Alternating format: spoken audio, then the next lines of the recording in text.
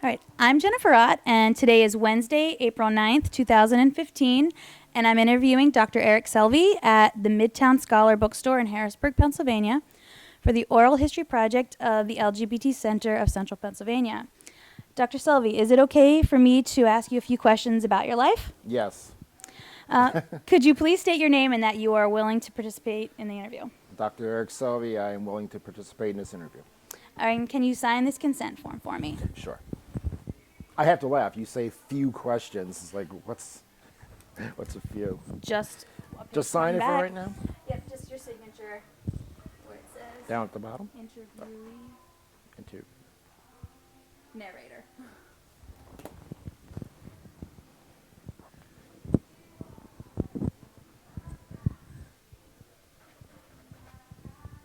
It's a doctor signature. Yeah, that's it. Absolutely. Thank you very much. You're welcome. Okay. If at any time you want the recording to be stopped, just let us know, and we'll do that. Okay. And if there's any questions you don't want to answer, just let us know, and we'll move on. Okay. Good Okay. enough. All right, so we'll begin with, can you tell me a little bit about your childhood? I'm from Harrisburg, Pennsylvania, and I went through the Harrisburg School District, which, yay, the school district. I then went to Hack for 2 years, and then I graduated with a, I graduated with an associate in arts degree in biology. Then I went to Elizabethtown College for 2 years. Yay, E-Town. Bachelor of Science in biology. And then I went to the Pennsylvania College of Optometry in Philadelphia and picked up another Bachelor's of Science degree in biology, and then a doctorate in optometry. All right. I graduated in 1984 from there. And you've been an optometrist all Since those years then. since? Yes. Okay. Do you have any religious affiliation in your life? I did when I was a young person. I was a member of the African Methodist Episcopal Church, AME, here in Harrisburg. I was a Sunday school superintendent, a teacher, members of certain boards. And then when I graduated from optometry school, went to church, but after about a year or two, I just stopped going. I like to think of myself more as spiritualist now. I believe in God, I believe in Jesus, but I don't think that I have to go to a church in order to carry on the work of Christ. Okay. Can you tell me a little about your family, either your immediate family or any partners? I was brought up by my grandmother and my mother. My grandmother was my mother's mother, so it was the three of us living. I'm an only child. No brothers and sisters, so no nieces and nephews, boo-hoo. And my grandmother has since passed. She lived to 104, though. And my mother is still here, which is good. She will be, in fact, she'll become 80 years old this year. I am right now 55. And I think that's all. I've been in Harrisburg ever since I graduated. Can you tell us a little bit about coming out with your family or those experiences? Yeah, I can tell you about that. I guess I didn't really realize or fully accept that I was gay until I was in Philadelphia, going to school there. That was when I went to optometry school. And I guess it was probably the early 80s that I realized that. I mean, I had gay dalliances as a late teen, since 16 years of age here in Harrisburg. But I always thought at that time, because it was confusing for me because I was a member of the church, and of course, you know, those ills that go along with that in terms of, oh, this is the wrong thing to do, but yet it was who I was. And then going to Philadelphia and doing those things, you figure, well, no one knows you in Philadelphia. No one knows you in a city that away from your home. So I started going to bars, of course, after I was 21, which is true. And I always was jealous. I always hear these stories, even present day. I hear these stories of people that I grew up with. Oh, yeah, we used to go to Harrisburg places when I was 18 and 19. Like, you did? All right, why don't you take me?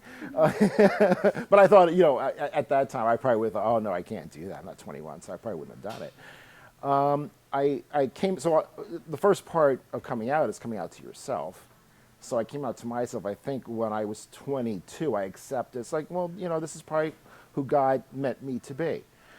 And of course, as my future experiences with the gay community will attest, I think that there's something that I was supposed to do because of all things that had happened after that, which is great, as far as I'm concerned.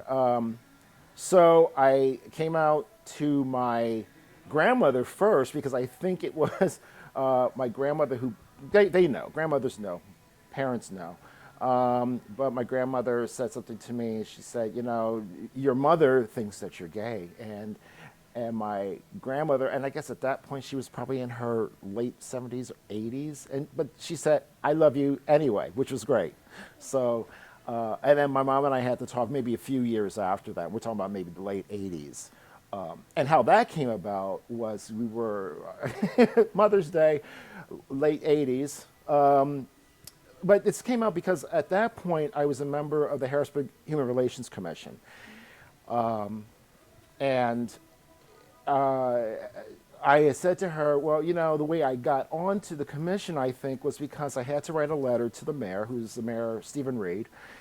And I had said in the letter that I was an African American, but I was also gay. And I had said this to my mom. And, and of course, when you say something like that, because that's a way of coming out, you kind of look at the facial expressions. And she didn't, nothing changed. Now, she didn't say, well, I don't care what the situation is. I love you just the same. It was just, okay. And it was just like a matter-of-fact conversation. So, and that's, that's basically how I came out to her.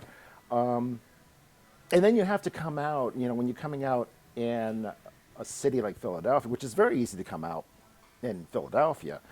But when you come back, it's like, okay, so I want to go to the bars. I want to go to the gay bars. And the first bar that I went to was the Neptune, which seems to be everybody's experience who was out at, in the 80s. But of course, I had to look around. When I got to the door, I was like, okay, I hope nobody sees me. And at that point, I was 24. And I would go into the Neptune or go into whatever bars were there at the time. And eventually get to the point, well, I don't care.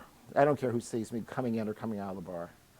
And for that matter, who the people that are in those bars, because you tend to remember or realize that, oh, these people are in there for the same reason why I'm there. Do you think there is an additional challenge to being African American and gay in this area, or just gay in general in the African American community? Not for me. I didn't see it that way. I'm sure other people have had those experiences, but because I didn't really, by the time I got back to Harrisburg, we were living in the projects. I grew up in the Smith homes, which are off of Cameron Street in Harrisburg. But because I really hadn't come out to neighbors, it was really not a big thing for me. I didn't really have a lot of high school. I had some high school friends, but the majority of them were white because of the classes that I was in. When I went through high school, I was in an accelerated program. There were blacks and there were whites in those accelerated programs. But I gravitated, for whatever reason, more to the white kids. So when I came back I graduated high school in 1977. When I came back after college, after optometry school in '84, we kind of picked up those friendships for a couple of years. But I never really came out to those people, as gay. I think a lot of those people and people that I grew up with in high school probably figured it out or found out because of my exposure on television and interviews and things like that with the Pride Festival and with the Harrisburg Human Relations Commission. Okay.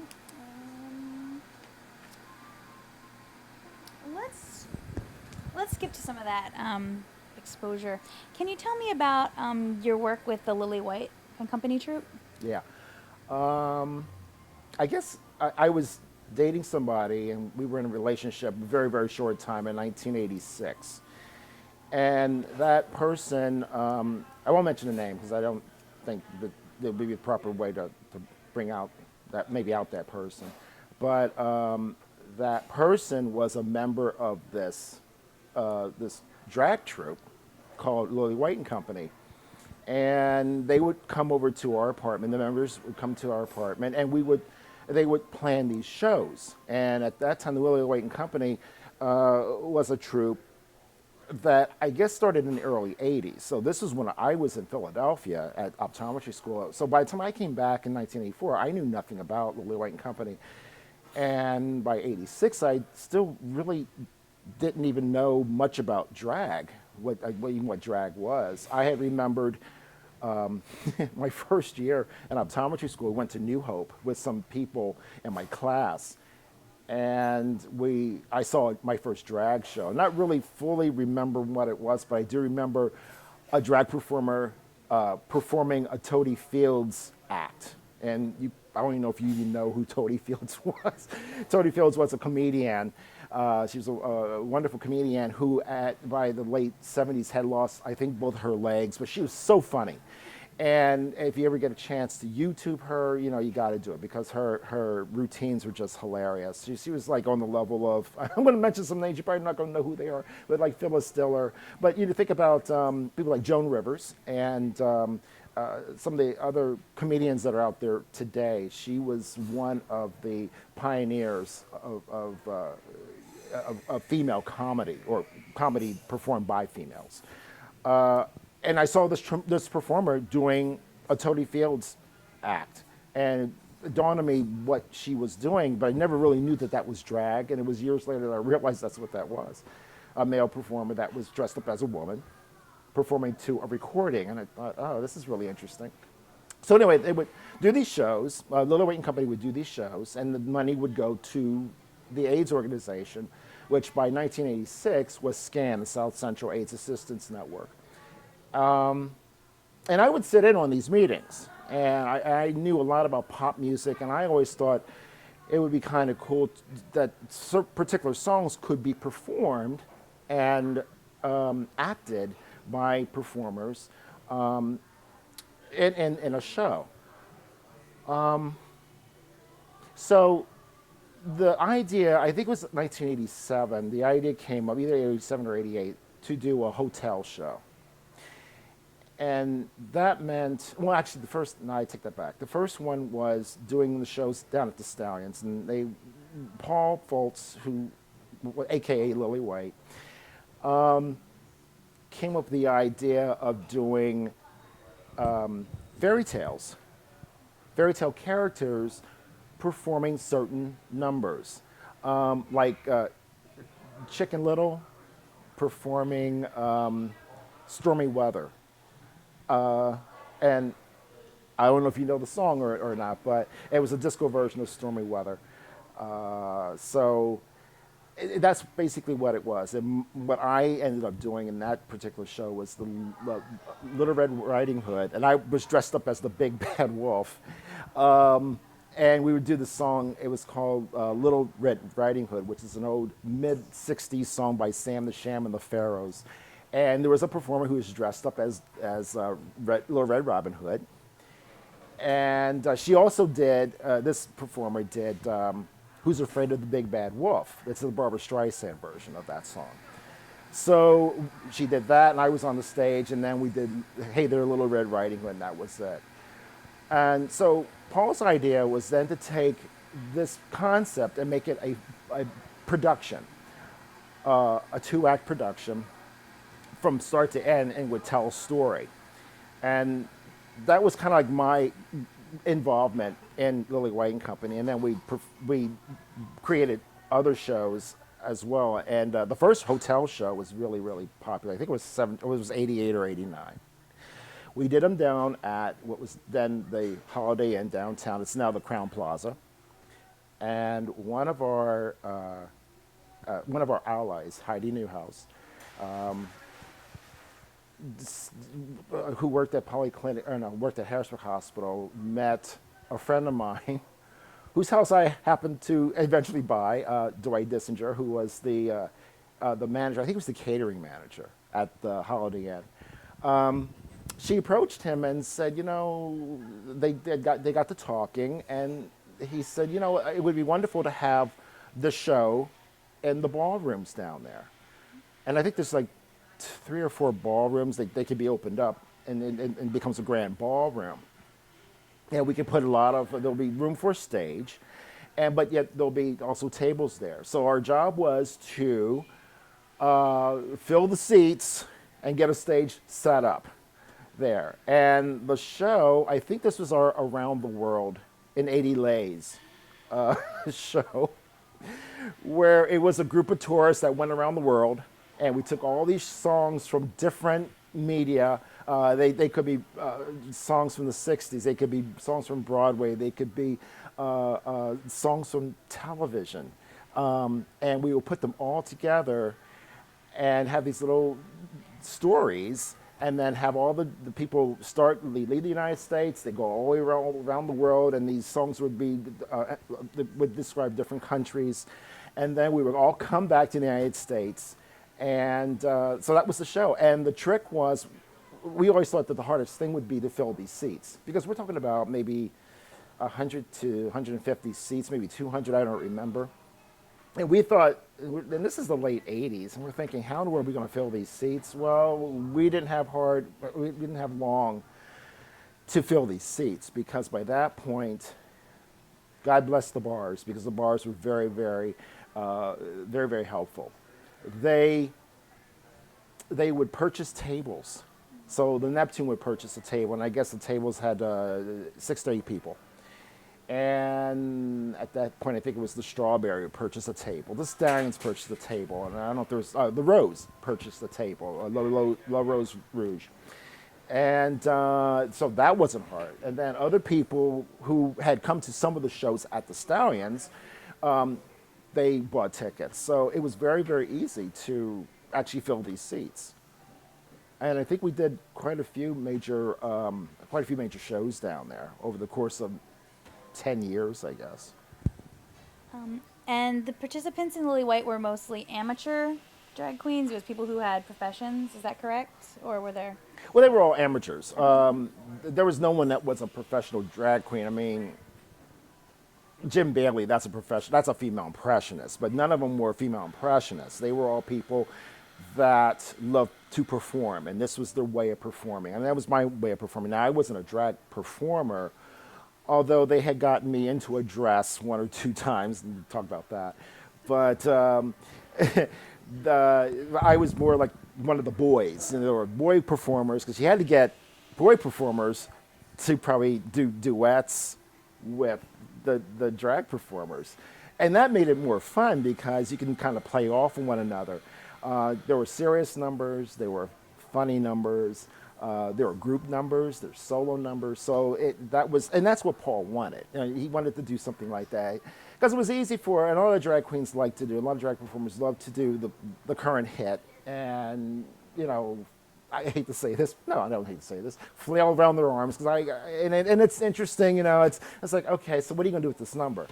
And there are some drag performers that are out there now that are wonderful to watch, because they have a sense of theater, or they have a sense of what the song is about. And if you know what the song's about, you have me as a member of the captive audience, because I have a total understanding of that song, and you are entertaining me now. And that's what Paul liked, and Paul loved the idea. If someone came up with a song, and that person or persons said, and this is what we want to do with the song, and here's how we're going to perform it. And if Paul laughed, or if the rest of the company laughed, then it was nothing that Paul had to do with the song, because it's like, okay, I don't have to work on this. But Paul did, and what I did as eventually choreographing and directing shows was that we would be given a song, and they would perform it the way that they wanted to do it. And then but you're sitting there, I would sit there as a director or as a choreographer, think, well, that's not bad, but here's what we can do it to make it better or make it more enjoyable. And then you work with the performer, and the performer works with you, because sometimes your ideas as a director don't really mesh with what their concept is. So you have to kind of find these happy meeting grounds to do their number. And you're probably going to ask how they got me into a dress. Well, as a member, first of all, as with Lily Wayne Company, we created a board, and we had to pick our officers. At one point, I ended up becoming president. And these hotel shows we would do every other year because there's such a massive undertaking that of rehearsal time and all that that we couldn't really do these things every year because the membership would just get burned out. Although they were fun to do, we would have rehearsals 2 times a week. I think Tuesdays and Thursdays. Of course, when it got close to the show, we'd have them more often. But one of the goals that I had was if we could raise X number of dollars, then I always had a goal, $10,000. If we can raise $10,000 a particular year, then that's great. And so one of the charter members of Lily White and Company, his name's Jack Sowers, he said, all right, well, here's the thing. If we raise $10,000, I want you to do something for us. And I said, well, okay, what is it? And they said, well, we want you to do drag. Now, see, I was one who said I would never put on a dress. I would never do that. Not because I didn't want to do drag. It was just that, well, first of all, I had to shave the mustache. And you're talking about me shaving a mustache that I had since I was 16. Trimmed it, yes. Shaved it, no. And it was something I really didn't have any desire for. But I thought, okay, if you need the incentive, then okay, let's do it. So sure enough, I knew full well that by the time it came to start rehearsals for our next hotel show, we'll do it. And that show was the History of the World show, which actually was my concept, because I thought, well, we can start beginning of time, and then we can go up to present day. And once again, take all these songs from different media and work different historical perspectives to these songs. So I said, okay, fine. But I get to pick the song. So I did. And the song I did was Tina Turner's, let's see, what it was from the Private Dancer album. I might have been Queen. I think that's the song. Which was not a hit, but it had, the album itself had Private Dancer, had What's Love Got to Do with It on it. So it was a big album. Everybody knew the album. And I did it as Cleopatra. And my job was to not tell a lot of people that it'd be a surprise. And we do have a show. It's on tape, and the intro music for that number starts, and I'm behind the curtain, and I step out, and you hear the people, oh my God, it's Eric. So I wasn't a very good drag queen, or I wasn't, because people knew who it was, but that number brought in a lot of dollars, and that was fun. So that's probably the only drag number I probably have ever done with Lily White and Company. Do you have was that your favorite performance you got to do, or do you have another one that was more memorable for you? I like to think that a lot of performances that I did with Lily White and Company, I can't pick any favorites because they were all fun to do. A lot of the group numbers that I wasn't spotlighted in, but had a part with either choreographing or just performing and were fun. Just like it was an opening number of it was the Around the World in 80 Days. We opened with, I think it was All Over the World, which is a song that Electric Light Orchestra does in the Xanadu movie. And you're nodding. It's like, oh yeah, I know what Xanadu is. It makes me feel good. But it was a song that I had suggested because we were trying to come up with, the group of us who were putting the show together. It's like, well, we can do this number, we can do this number, we can do this number. And, Paul's looking for an opening number. So how are we going to open this show? And eventually I said, I think there's a song we can use. And so I played the song for Paul and I said, well, we got opening numbers. So And that was a fun number to do. And I was like in a chorus of like 3 or 4 guys doing the whole Shuffle Off the Buffalo diagonally upstage during one part of the song, and that was it. But it was a fun song to do. So all the performances that I did, all the numbers that I did, I enjoyed doing. It wasn't like you were assigned a number, and whether or not you didn't want to do it, you did it. It was like something that if you, Paul was good at saying, I think that you would be good in this number. Or I'd say, I'd like to do this particular number. I think this could work. So it wasn't really a favorite. Was there ever a challenge in doing it in this area, putting on these performances? Did the troupe ever get met with any, adversity from the public? Not that I know of. Okay. It wasn't, I don't think we ever really fully advertised like, oh, one night only, it's Lily White and Company, and, we'd perform or advertise this like through the television or radio. I mean, the way that we advertised these shows were basically word of mouth. By the time our first hotel show was finished or was over, a lot of people knew about Lily White and Company. And people would always ask, so when are you going to do your next hotel show? And after the first show, we didn't really know. We thought we would probably do one every year, but we realized that it was kind of hard to do these shows every year. So what we ended up doing a Christmas show, and we did them at the Paper Moon, which is now Montjuic, but the Paper Moon was part of the Neptune. So and Frank, bless his heart, offered the space to us to do shows there, and we could collect money, and of course the money went towards the AIDS organizations or the gay organizations. Of course, we would cover our costs for props and things like that, but we donated a lot of the money that we brought in. So we would do a Christmas show. We would do a show sometime in the spring, which was also at the Paper Moon, and then that was it for the 1 year. I think that was the year after the first hotel show. And then the next year would be doing a Christmas show and then doing the hotel show. So I forgot what the question was. Did you ask me? I think I answered it. Oh, okay.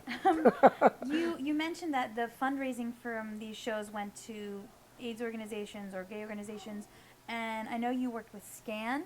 Mm-hmm. Can you tell me a little bit about what kind of work you did with SCAN? Yeah. I had found out about SCAN, I think it was either 1985, probably 85, 86. And I wanted to get involved with something. That was my first involvement, basically, with anything that had to do with the gay community. So I don't know how it happened, but I ended up going to a meeting of people from SCAN. At that point, I think Roger Beatty was the head of SCAN. And I went to the first meeting, and I don't know if it was, I don't know if that was the election or just a regular meeting, but eventually either that meeting or the next meeting, I ended up becoming secretary of the organization, which is kind of odd because I had only, I only been a member of the organization maybe a few months, and that was it. What was really interesting the first few years, because of the stigma of AIDS, was that none of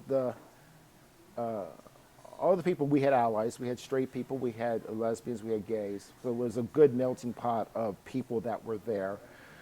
And I remember the first set of minutes that I wrote and typed up, it had the first and second names of the people that were there at the meeting. And I remember somebody said, and I don't remember who it was, he said, I don't feel comfortable having the second name on these, on the printed minutes. And I understood that, and I guess because maybe the minutes before that, it was Eric S., or Larry W., or Roger B. So I understood that. And I knew in the back of my mind that somewhere along the line there, especially if the organization gets money from the state, because at that point it had not gotten any money from the state yet, that the minutes are going to have the first and last names of at least the committee or the officers and people that are on the board. But I guess they were not there yet. So my involvement initially with SCAN was basically, once again, with the gay community in terms of getting people to whatever events we had or whatever fundraisers that we had. And at that point, I don't know how hard AIDS or HIV had hit Harrisburg, but I knew that I knew a person who had died of AIDS, and how that had affected those that I socialized with in the bars. And these people knew this person. I think maybe that was the reason why I got involved with SCAN, because I knew that person, but not as well as these other people knew. And I think this is something that I need to get involved with. And as it turned out, this person also had a dream of starting a gay men's course. So, and as that turned out, the person that I was seeing, had the relationship with, who kind of got me into Billy White and Company, with that person eventually became the first director of the gay men's course. Nice segue. Can you tell me about what you did with the Gay Men's Chorus? Well, I didn't really do anything with the gay men's chorus at the beginning, other than just going to the concerts. Okay, I was more or less just a supporter, nothing more, nothing less. I did have a relationship with it later on, within the last 10 years. I was a board member of the men's chorus for about 2 years, about 3 years. Okay. And that's been the extent of my involvement with the men's chorus. You mentioned knowing, at least casually, a person who had passed away from AIDS as sort of the impetus for you getting involved. Do you think your medical background also made you an asset? Because like I said, they made you... No, not really. I hadn't seen any, as an optometrist, of course, I had to know the ocular signs of what HIV did to the eye. And, but other than that, no, I think it was more or less something that I needed to get involved. This was an easy way for me to get involved with something to have to do that affected the gay community. Nothing more, nothing less. Can you tell me about your work with Crossroads magazine? Yeah. Oh, yeah. I was in San Francisco. This is probably about 1993, 93, I think. And I just went to visit and had noticed the plethora of gay and lesbian publications that were in the bars. And I thought to myself, this is kind of odd. I don't know why Harrisburg doesn't have anything like that. I mean, basically, we were getting 2 papers free on a weekly basis from Philadelphia, the PGN, which is Philadelphia Gay News, which the bars still get, and Au Courant, which has since faded away. And I don't know if there was another one or not, but we were getting stuff from Philadelphia, but I thought to myself, there's a lot of stuff that's going on in Harrisburg that's affecting the gay community and gay and lesbian community, and why is it that we don't have anything like that? So I thought I would start it. So myself and Chuck Atwell got together. We started talking about it, and I said, it's something we should do. So we produced a prototype, which I know I gave you the glossy covers and glossy editions that we had, but I didn't give you the prototype, and I didn't think about that till we started talking about this. I had to find it, which was just basically run on just a copier, but it was something that we handed out at the 95, 96 Pride Festival. And we gave those away and let people know that this was coming. And then we produced our first issue. I don't remember, it's 96 or 97. It had to be it was 90, late 90, early 96 probably. I think there was only about maybe 4 or 5 issues. We decided to do it as a bi-monthly We put it together. We thought that it would be the best way that people would be impressed by something like this, something produced in Harrisburg, and something that people would be proud of, the community would be proud of it. The hardest thing was to get advertisers, and I am very, very thankful for the advertisers that we had. We had some that would advertise in every issue, but learning very quickly, but that was the way that a magazine or a publication, newspaper, be it a magazine, that's how they make the money. It's not the subscriptions, it's the advertisers. They are the ones that keep it afloat. And eventually there were, Chuck kind of fell away from the project. So it was me, it was Shelley Haller, and Daryl Morris. It was three of us that kind of kept it alive for about a year, 2 years, and then it just got to be too much because we just didn't have the money to keep it going. And a lot of people probably, I always get this question, are we ever going to bring it back? Well, the last issue was 1997, folks. It's now 2015. It ain't coming back. I mean, there's a publication out there, The Voice, which is out there now, which is a wonderful publication. And because because there are other venues that are out there now in terms of publication and social media, you can advertise gay, lesbian, transgendered events, and no one really bats an eye at it anymore. I'm glad I did it. I'm glad I did the project, because I would be sitting here thinking now, if I hadn't done it, gee, I wonder if, and why didn't I do it? So I'm glad I did it. I think it was successful. To a certain point, certain extent. We got the message across. We had a lot of people that wanted to write, and they wrote. We didn't pay our writers. I wish we could have paid our writers. But people were very, very happy to see their things published, and that's what they were very happy about. And it was a fun thing to put together.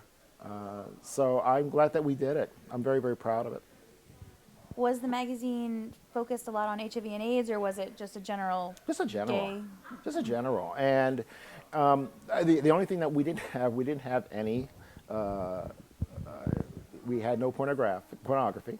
That was one of the things that we didn't want. And that's what a lot of people liked about it, because although a lot of people wanted to see me as a centerfold, but no, that was not going to happen. And a lot of people would joke about that. And I always thought that was really, really funny, but no, I didn't want to do that. And it was just one of those things that we had things about drag. We had things, articles about Scan.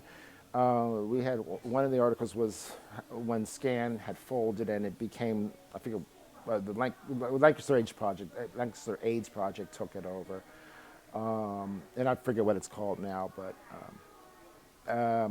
we had just articles about all sorts of things in these issues.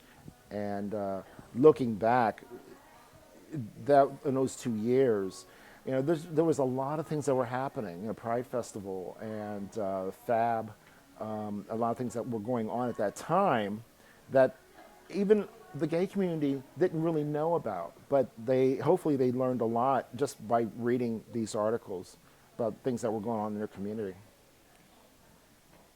You mentioned you were on the Human Relations Commission. What motivated you to do that, and what kind of work did you do on that?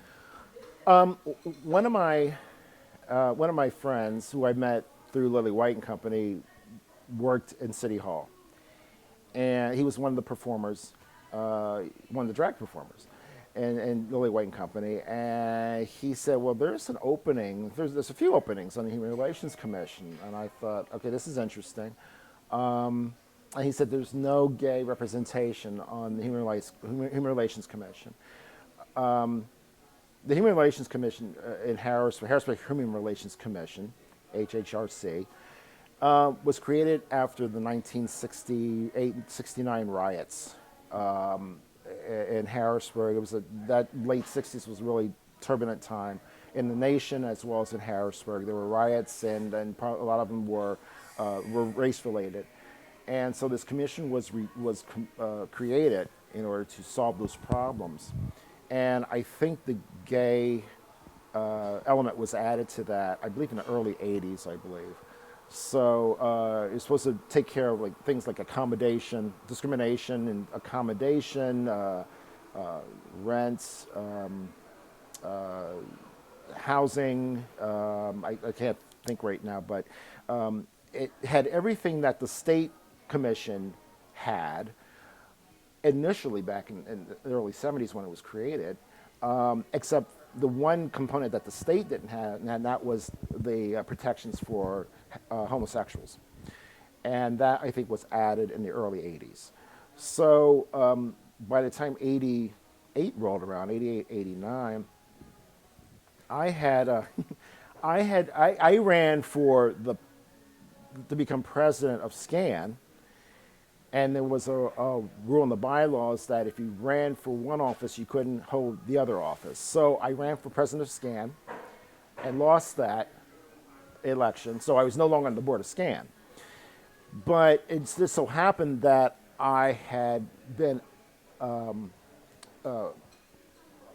chosen by the mayor to be on the Harrisburg Human Relations Commission.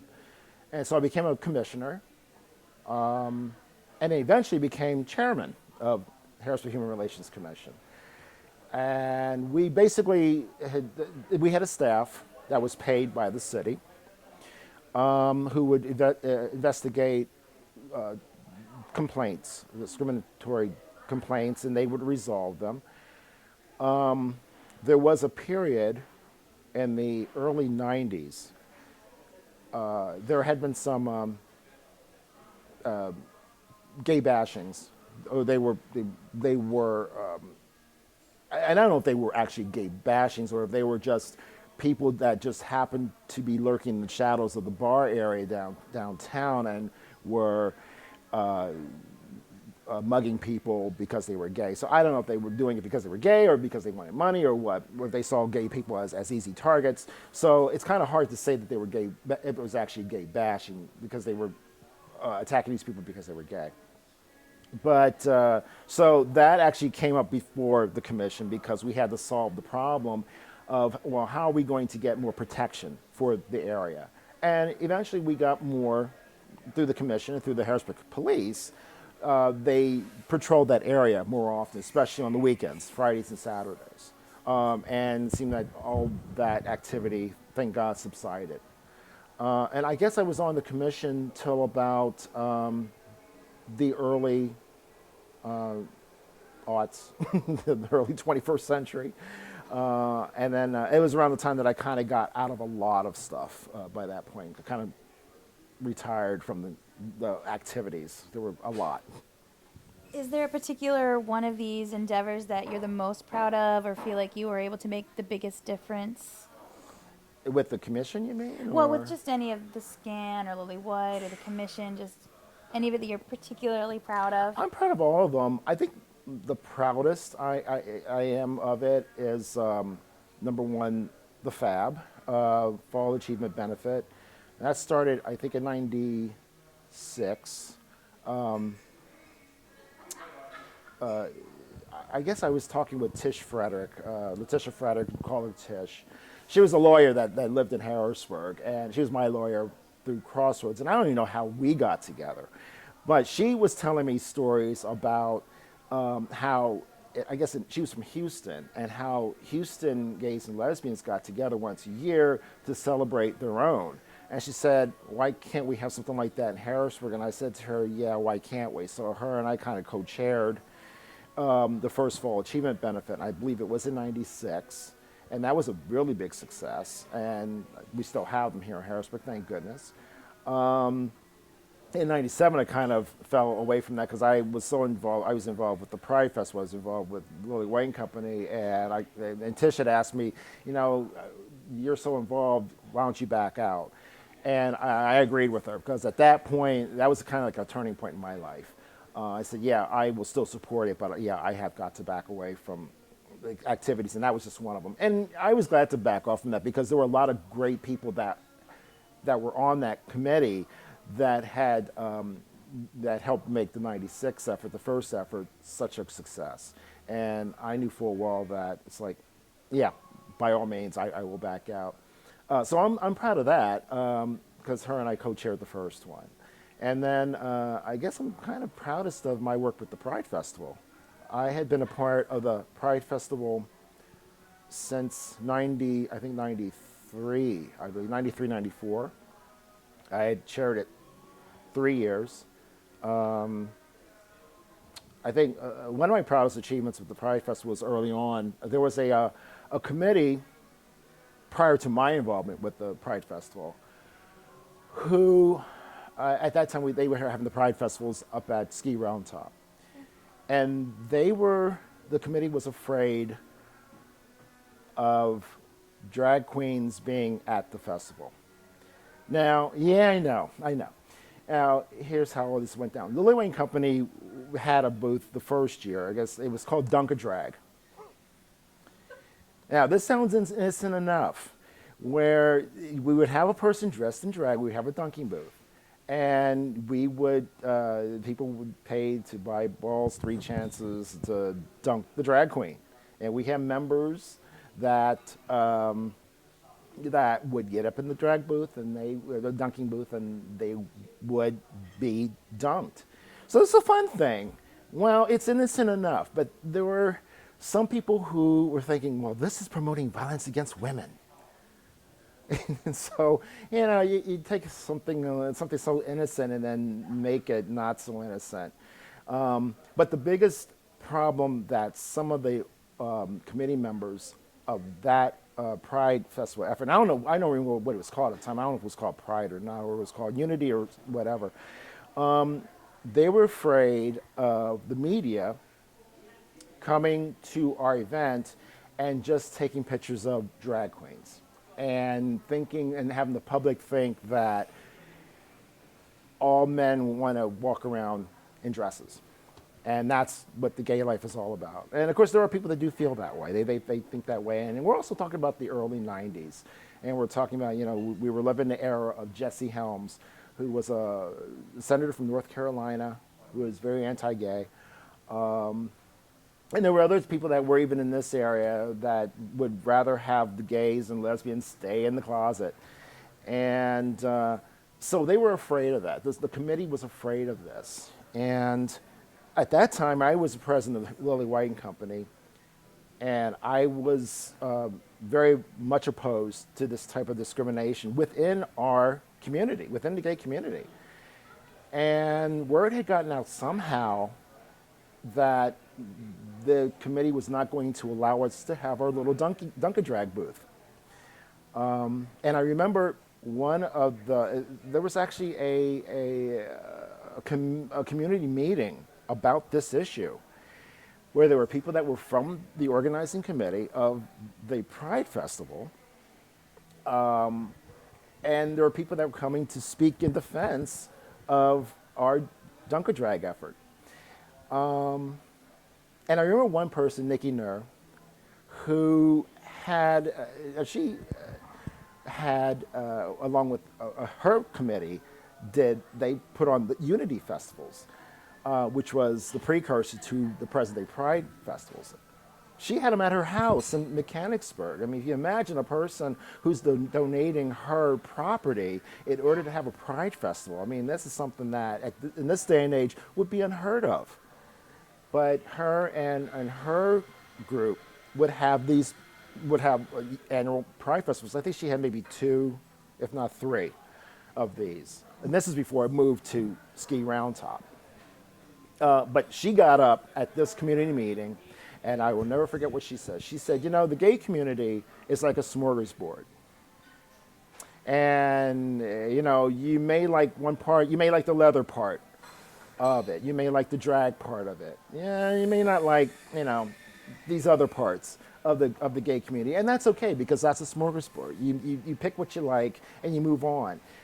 But you have to be inclusive of everybody. And I remember that to this very day. She said that. So we had that meeting, and then there was another meeting where I was still a representative of the Lily White and Company. There was a member from the committee who we debated this issue at a rehearsal of at that time it was known as the Harrisburg Men's Chorus. which of course was the gay men's course, which is now, that's what they're known now, but at that time they were known as Harrisburg Men's Course. And the reason why we were having this was because the men's course was going to back out of performing at that Pride Festival, because they were going to do this in unity with us, because of another arts part of the community being denied doing what we wanted to do. So I didn't want to see that happen. So we took 20, 30 minutes to argue or discuss. It was peaceful. It was a discussion of where we were coming from, and I was trying to convince the men's chorus to stay, but I realized at the same time I'm trying to convince my worthy opponent that what you guys are doing is wrong, because you're denying a part of the gay community from taking part in a Pride Festival. And it's like, how can you call yourself a unity festival when we're not seeming to be united? How you can call yourself a Pride Festival when you're not proud of the parts that make up the gay community? So I basically said, look, as president of Lily White and Company, I written a letter, which I had. By that point, I wrote a letter, and I was going to send it to the Philadelphia Gay News and send it to Okran, and also at that time, I guess we were also getting papers from Baltimore. And I knew that they were getting people from these areas to come to our Pride Festival and say, this is what's going on in Harrisburg, and you people need to know what's going on in Harrisburg. And luckily, the committee who were putting on the Pride Festival backed away. They said, okay, you guys could do this. And it was shortly after the Pride Festival had ended that the committee realized that, you know what, we don't really want to do this anymore. After all that, it got kind of controversial. We didn't want it to get that way. Maybe another group of people should get together and put this on. And that's how the current Pride Festival got formed. And I ended up being on a committee for that, and then eventually chairing it 3 years. I chaired it for I think it was 97, 96, 97. So for the 97 Pride Festival, and then again for the 99 and the 2000 Pride Festival. What I'm most proud of is that it is now on the riverfront. And how that happened, what had happened was,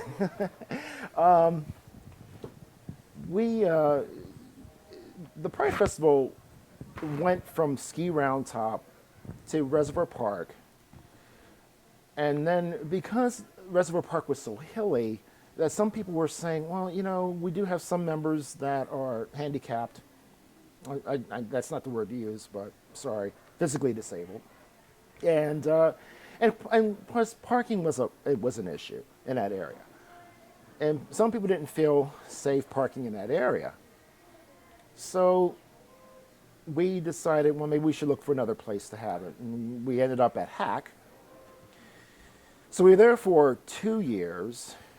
And then we found out that some of the board members at Hack were not really pleased with the idea of having a Pride Festival at Hack, which was kind of odd because having a festival on a college grounds, I don't know, I thought that was a great idea, but there were some members of the Hack board that didn't really want us there.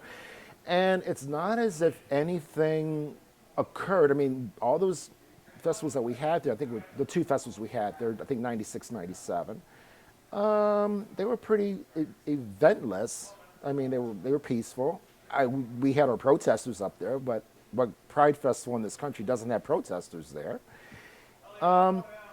But they were off grounds, the protesters were, and they were peaceful, and our people didn't interact with them, you know, in a violent manner. I mean, granted, our people probably shouted at them, and, you know, but that's to be expected. But nobody came to blows. And so it's like, okay, well, if Hack doesn't want us, what are we going to do? So it just so happened, that in the 90s, 93 or 94, I became judge of elections in my ward. In fact, the ward that we're sitting in right now, the ward goes from Furbeck Street up to Boyd Street, south to north, and from Front Street up to 6th. Yeah, up to 6th. And so one election day, I think it was a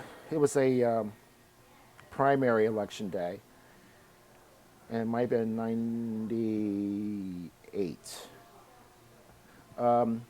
Tina Manugan King, who was the director of Parks and Rec for the city of Harrisburg, who lived in this ward,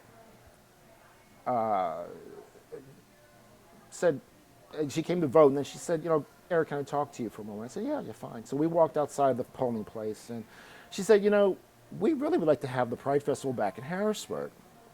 And there's a lot of places where you can have it, but why don't you look around and see what appeals to you? And I said, okay. So a group of us started walking around.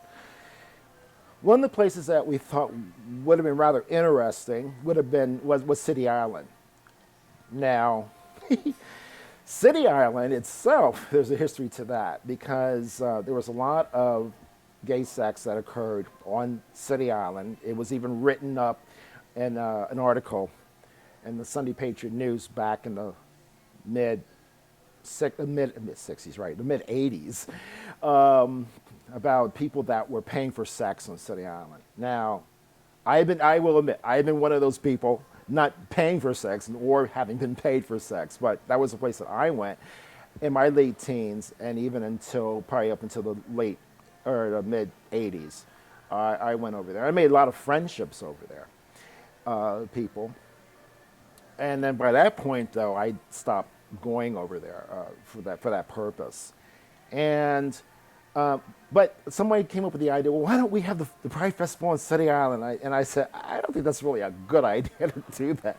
Because we're talking about having a Pride Festival 10 plus years after this article came out, and people were still equating City Island with gay sex. So let's go someplace. Let's look elsewhere. We thought about going back to Reservoir Park, and we thought, well, let's go to this high part of Reservoir Park, and we walked around there, and we thought this would be a good place, so let's mark that down.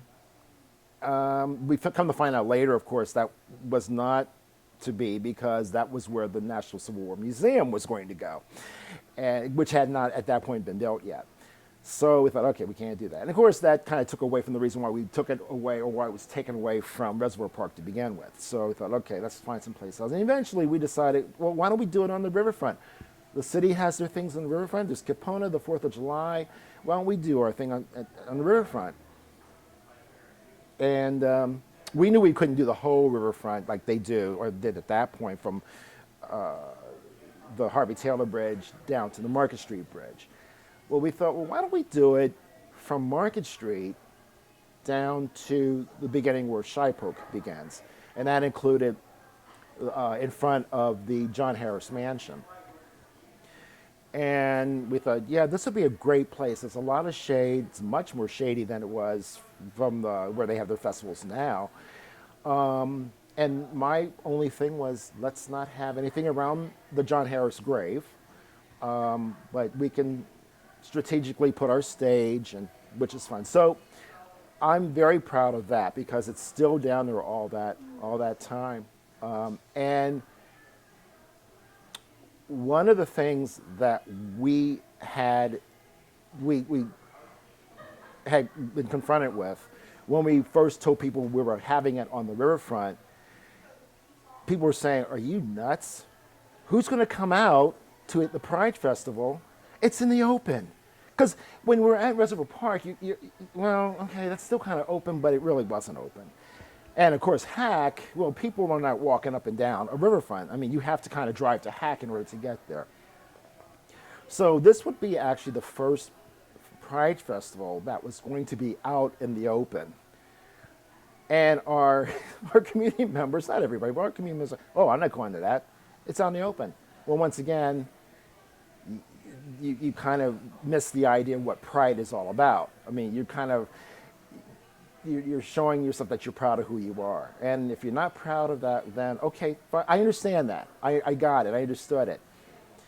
So one of the things that we had to do was, I thought we had to advertise early to get people comfortable with the fact that we were going to have this Pride Festival on the riverfront. So we started advertising it in March to let people get the idea that sinking in. And we're talking about 4 months before the festival. All the Pride festivals were held in July. And the reason why they were held in July was because we didn't want to compete with all the other Pride festivals that usually went on in June. Philadelphia, Baltimore, New York, Washington. They're all held in June, which basically is Pride Month.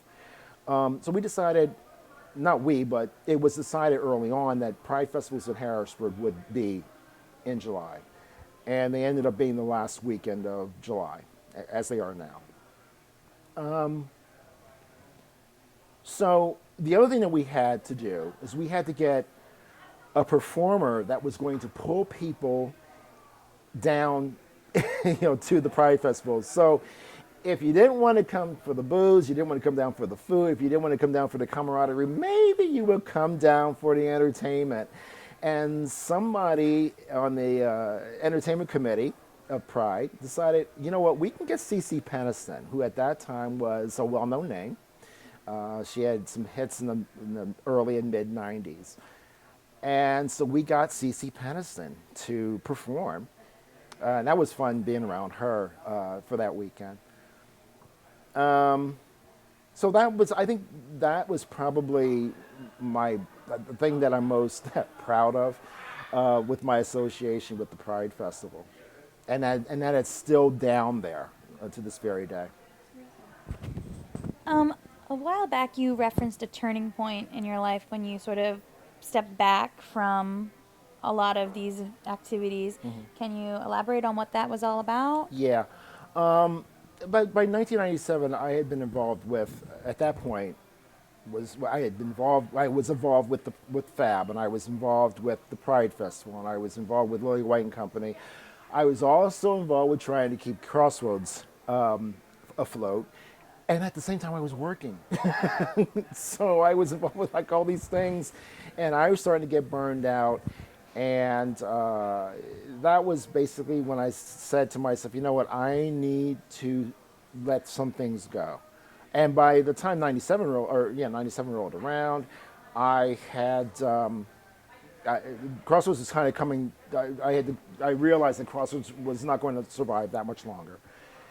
Lily White and Company itself was kind of fading because, unfortunately, we had lost some members, some to HIV, to AIDS, some because some of the people who used to perform in Lily White and Company, they were kind of burned out as well, and they had lives, and so a lot of the organizational activities behind the scenes fell on a few people. And I was one of those people. Paul was another one. I think it probably affected Paul more than me. And we realized that Lily White couldn't really go on anymore. Pride Festival, I was still involved with that, but I couldn't be involved with it that much. I also lost my job in the late summer of '97, so that was a part of it. I'm just trying to think. And then, of course, FAB, I kind of drew away from that, but I still, went to the FAB. I still went to FAB in '97. I think I went to FAB in '97. So, and I was still on the Human Relations Commission. I think at that time I was still chairing the Human Relations Commission. So it was just too much for one person to do. And that's why I had to kind of back off. And then by the time 2000 rolled around, which was my third year of chairing the festival,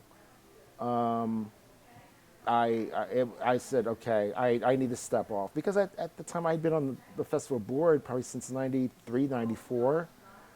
And I needed it was time for new blood to come in and other people to run the board. So about a year after that, 1 or 2 years after that, I got off the commission.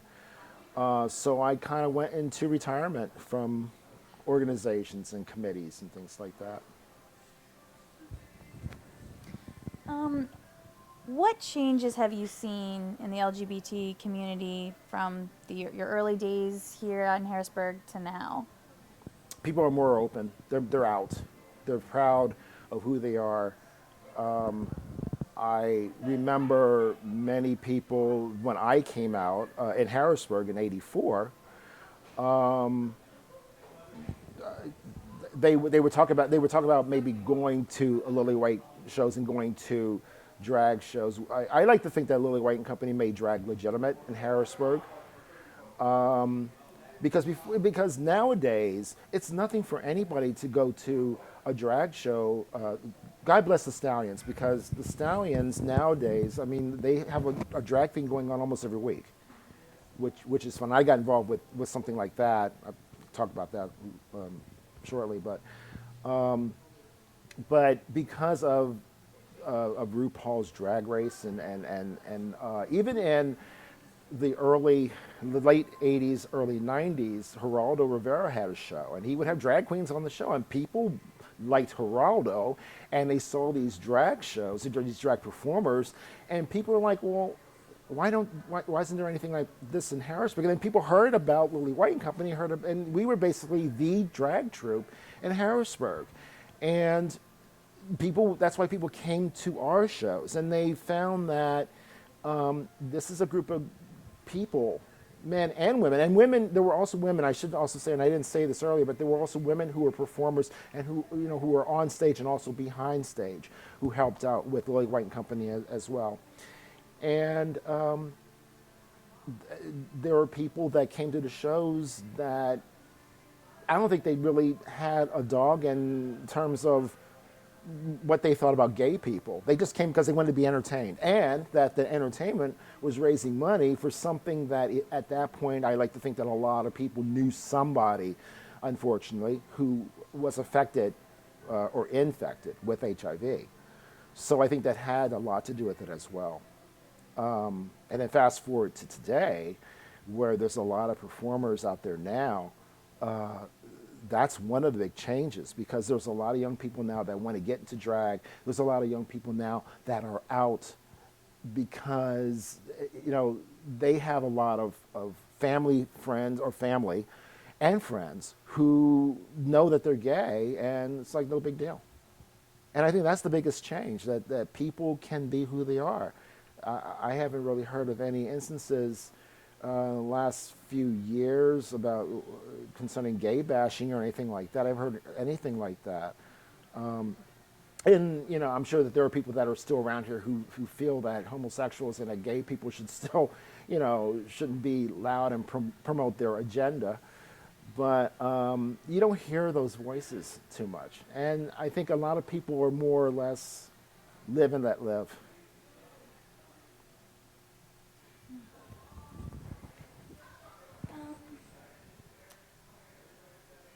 Do you think there's a difference between being here in Harrisburg and like the larger central Pennsylvania area and discrimination? Because, I mean, you said people being out here is more and more common. Do you think it's still a problem in the surrounding area? Well, I think the biggest issue that we have now in Harrisburg is actually a statewide problem, and that is it's legal to discriminate against gays and lesbians and transgendered people in the state of Pennsylvania. It's not legal to do that within certain pockets of Pennsylvania. It's not legal to do that in Philadelphia. It's not legal to do that in Pittsburgh. It's not legal to do that in Allentown. It's not legal to do that in Harrisburg.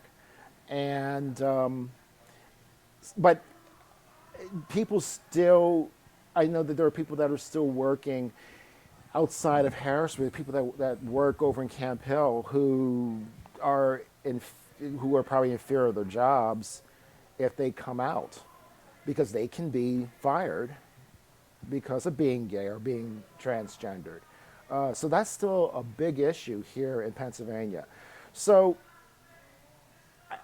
when I came out in Harrisburg, you would always hear about these people, about my friends and people that I socialized with, who ended up going to New York City and going to Philadelphia and going to Baltimore because they felt more free to be themselves in those areas than it was here in Harrisburg.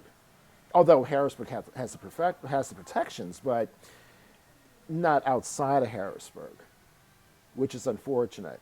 And that's something that I'm hoping that changes very, very quickly. So that I find that issue is still the same today as it was 30 years ago. Are there any other challenges that you can see facing young people today that are LGBT in this area? I don't associate with the young people. I mean, Sure. I see them and I talk to them, and I think and I always think in the back of my mind, gosh, you guys have it so much easier now than you did 30 years ago, and I can hear myself going, when I was a young man, 20 years old, when I was where you were, that type of thing. So I hear myself in the back of my mind saying that. Louis Marvin, I had a conversation with Louis, and he asked me that same question, and every once in a while, that question comes back to me because I don't know how to answer that question, because I don't know what it's like to be a young gay or lesbian individual in 2015. I don't know what kind of challenges they have. I'm sure they're not the same as it was in 1985. But I'm sure they have their challenges now. I just don't know what they are. All right. Have we missed any? Is there any gaps that I'm forgetting to ask you about? I don't think so. I think we covered a lot of stuff. We did. My notes are. And it's still sunlight outside, so I haven't talked your really ears off. All right. Well, thank you for your time. I appreciate. You're welcome. One thing I do want to say, I can add is and I think I said this earlier, but I think a lot of things cannot, my appreciation for the bars in Harrisburg, whether it be, the Neptune and the Strawberry, La Rose Rouge, which we call the Rose, Stallions, the Brownstone. I'm trying to think of all of them. The D-Gem, which was the lesbian bar up on Front Street. I used to DJ there, as a matter of fact. I did that for about 2 years. That was fun. But whenever I was involved with something, whether it be the Pride Festival or Lily White and Company or Fab, and whenever I went to the bar owners or the managers and I said, hey, we're doing something. We're having a fundraiser for something. Can we put the poster up, or can we have a fundraiser at your bar? And they all said, but of course, you can do this. You can put the things up, or we can have something here. And the bar owners and managers have been nothing but extraordinarily helpful in putting these things together for us. And all the people that have helped me, realize what I wanted to see happen, whether it be with the Pride Festival or with Crossroads or with Fab or Lily White and Company. And those are people that are there's just so many people that have helped me see or realize my vision or my dreams of what things could be, in the community here. I just want to say a thank you to those people. And that's it. That's great. And if you have any materials or photos to corroborate some of those things, let us know and we'll get them to the archive too. I have a lot. Yes, I do. So yes, I will look through those. Yeah. All right. Thank you. Thank you.